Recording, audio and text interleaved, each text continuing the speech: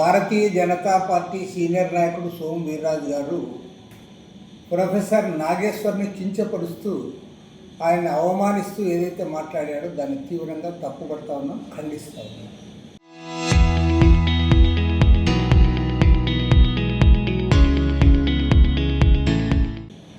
ఇవాళ ప్రొఫెసర్ నాగేశ్వరరావు గారు లేవనెత్తిన అంశానికి సమాధానం చెప్పడం చేతగాని సోము వీర్రాజు ఆయన పైన నిందలేస్తూ ఉన్నావు. నువ్వు ఆయన తీవ్రవాది, ఆయన నక్సలైటు, ఆయన అర్బన్ నక్సలైటు, నీకు ఏమొస్తే అది మాట్లాడుతూ ఉన్నావు. ఆయన మేధావి కాదు, కమ్యూనిజం పోయింది. అసలు మరి సోము వీర్రాజు గారు కమ్యూనిజం అంటే ఏమనుకుంటారో అర్థమే కాలే. కమ్యూనిజం అనేది ప్రపంచవ్యాప్తంగా ఉన్న భావజాలం అది. అది ఒక రాష్ట్రంలో ఒక దేశంలో గవర్నమెంట్ పోతేనో వస్తేనో ఉన్నట్లు పోయినట్లు కానే కాదు, అది అర్థం చేసుకోకొస్తుంది. ప్రపంచంలో కష్టజీవులు ఉన్నంతకాలం, శ్రమజీవులు ఉన్నంతకాలం, శ్రమదోపిడి ఉన్నంతకాలం ఖచ్చితంగా ఈ భావజాలం గురించి పోరాడే శక్తులు ఉంటాయి, పోరాడతాయి. ఎప్పుడో ఒకసారి మళ్ళీ అల్టిమేట్గా మేము విజయం సాధిస్తాం. అంతేగాని నీవు సమాధానం చెప్పు. నాగేశ్వరరావు గారు చెప్పిన దానికి అమిత్ షా గారు భారతదేశ హోమ్ మినిస్టరు, చంద్రబాబు నాయుడు గారు మనకి instant friend, Jaganmohan Reddy permanent friend అని అన్నాడు. అది అన్నాడా లేదా చెప్పు. మీ వ్యవహారం ఏమిటి? పగలేమో చంద్రబాబు నాయుడుతో, రాత్రిపూటేమో జగన్మోహన్ రెడ్డితో. మీరు బీజేపీ వాళ్ళు మీరు పక్కా డ్రామా. 5 ఏళ్ళు జగన్మోహన్ రెడ్డి ముఖ్యమంత్రిగా ఉన్నప్పుడేమో ఆయనకి బాగా భజన చేశావు మీరు.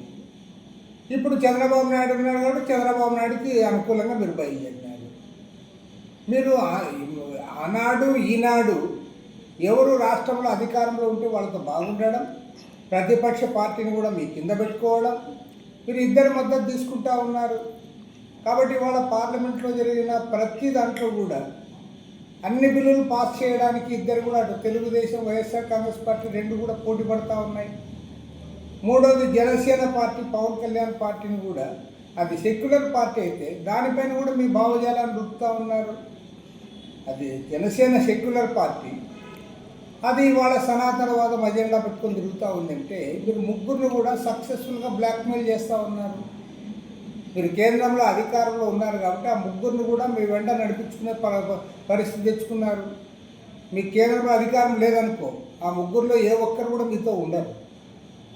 కాబట్టి స్పష్టంగా చెప్తా ఉన్నాం, నీకు చేతనైతే హోమ్ మినిస్టర్ అమిత్ షా గారిని కలు, అమిత్ షా గారి వైఖరి అంటే చెప్పు, అప్పుడు ప్రజలు నిన్ను హర్షిస్తారు. అంతేగాని ప్రొఫెసర్ పట్టుకొని నాగేశ్వర్ గారిని కించపరిస్తే, అవమానిస్తే చూస్తూ ఊరుకోరు. తప్పకుండా ప్రజలు నీ వితండవాదాన్ని గర్హిస్తారని చెప్పి నేను మనవి చేస్తాను.